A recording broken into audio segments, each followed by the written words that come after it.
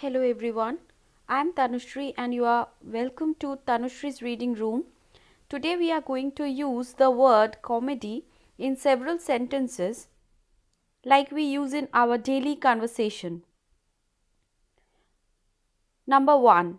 He is very good at comedy.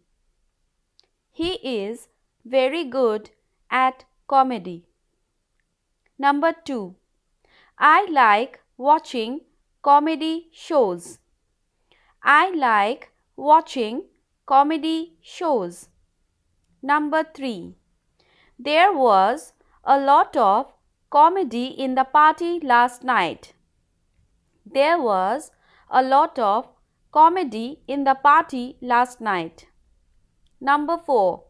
If he has to become a writer, his forte must be comedy. If he has to become a writer, his forte must be comedy. Number 5. What is your preference, comedy or tragedy? What is your preference, comedy or tragedy? Number 6. The children played out an excellent act on comedy in the annual function this year. The children played out an excellent act on comedy in the annual function this year. Number 7. I used to like reading romantic comedy plots during my college days.